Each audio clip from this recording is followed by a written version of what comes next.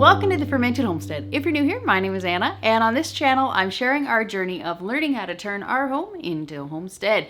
Today, I am super duper excited. I'm making one of my most favorite recipes ever. I've never actually made this at home, but I'm super excited to bring you this recipe as part of the November Soup Spectacular that's being put on by Diane the Canning Nana. It's hard to pick between this or like a true ramen, but this is definitely high on the list of my favorite things. If you give me a soup pho, whatever.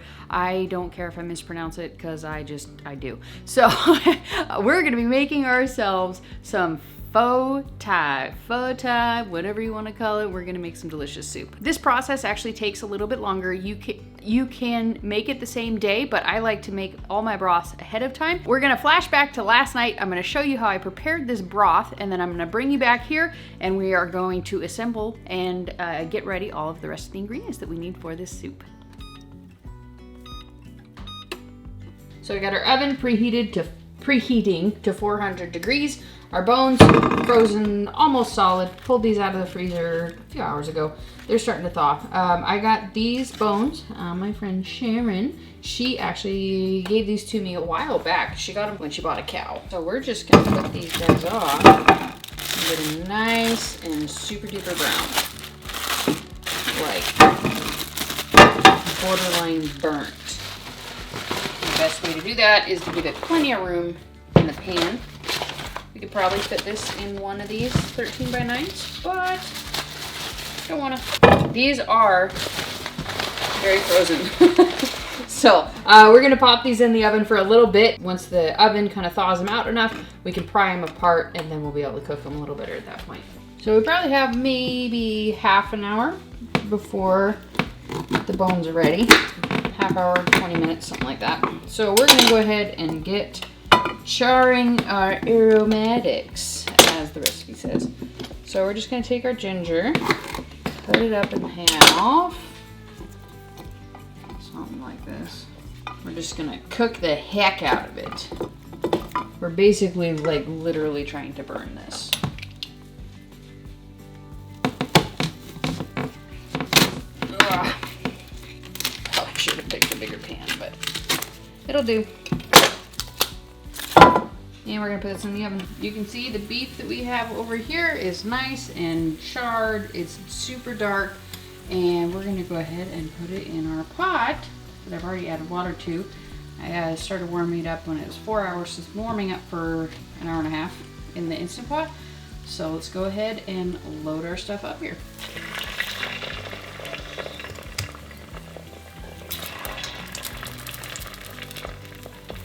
And we're gonna add in our aromatics, as they call it. Ginger, onions. You can probably do garlic too, but the recipe I'm following doesn't call for it, so. Super quick. This recipe is not really one that you want to add in all of the extra fat to. So we're gonna strain it, and I'm gonna show you something. I can't remember if it's the recipe we're following, but one of the recipes I found said to do this particular thing. So let's strain off the fat into another container here. So then what it says to do, hopefully I don't crack my plate here. I'm gonna let this cool off a little so I don't crack my plate.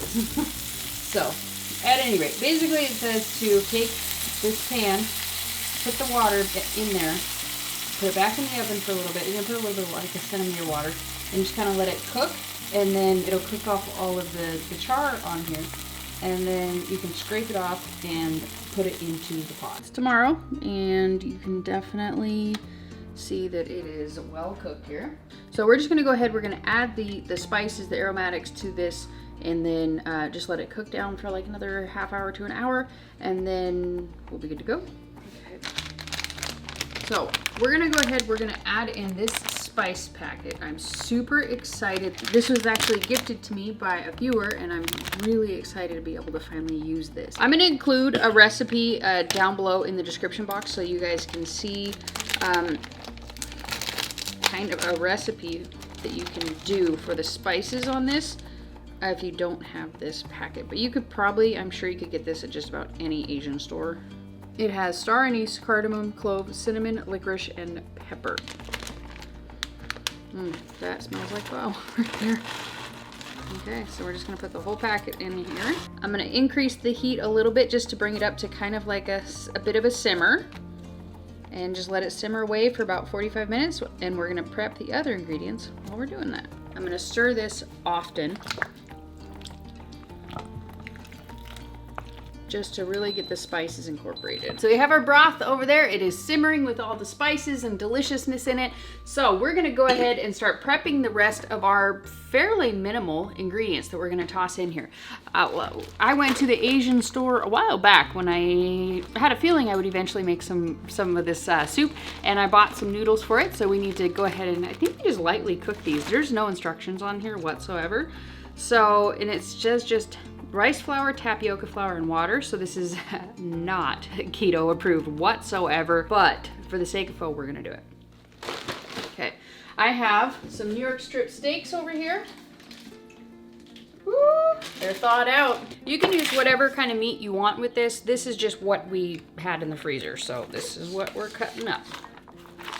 And I've just had it setting in water to thaw out.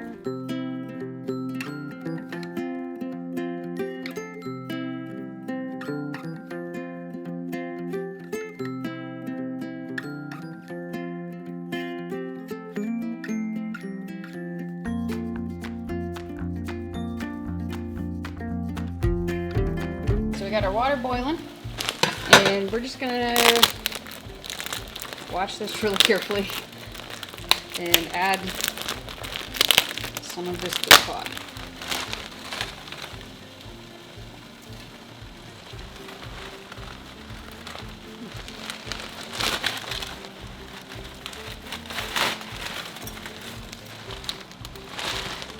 I don't know how much to use. That's probably way too much.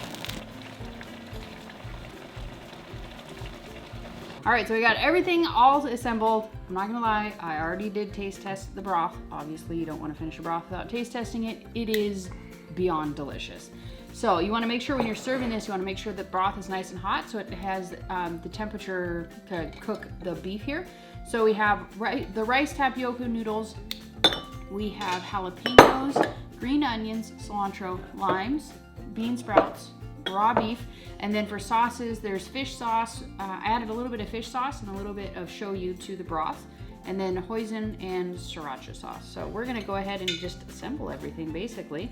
Let's see. You gotta be careful with the rice noodles because they break very easily. How long am I supposed to cook this meat? You just put it in there.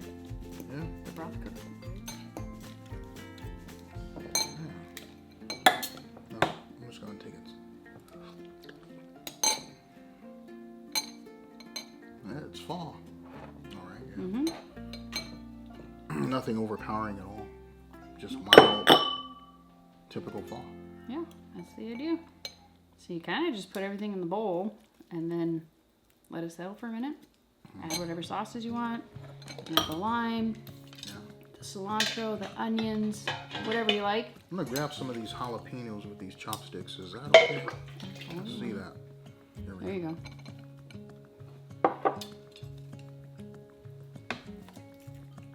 This stuff is so good. Bean sprouts? Bean sprouts. And there's I'll hoisin. give this another try. You said you have some hoisin? Right there. So how long did this take to make? Hands-on time, not very long. Yeah. It was just the broth. I started it last night, and it was super easy. I just cooked it in the oven. Okay. Well, everybody watching this, I guarantee if you like pho, you will love this. It has the perfect blend. A little bit of sweet, a little bit of salty. I'll go ahead and I will list down below, number one, what I used to make this broth. It's a little bit different because I did have that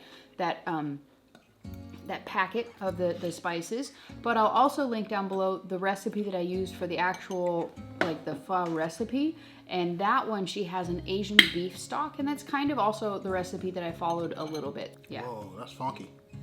The fish sauce? This red boat fish sauce right here, if you add this in there, it adds a deep, almost barbecue-like. Barbecue-like? Yeah, barbecue-like sauceness to it. That is interesting. Yeah. It definitely changes the We got flavor. the hoisin. I'm gonna a little bit of hoisin to this. The hoisin adds a plum-like flavor to it. Very sweet, like eating fruit. Mix it in.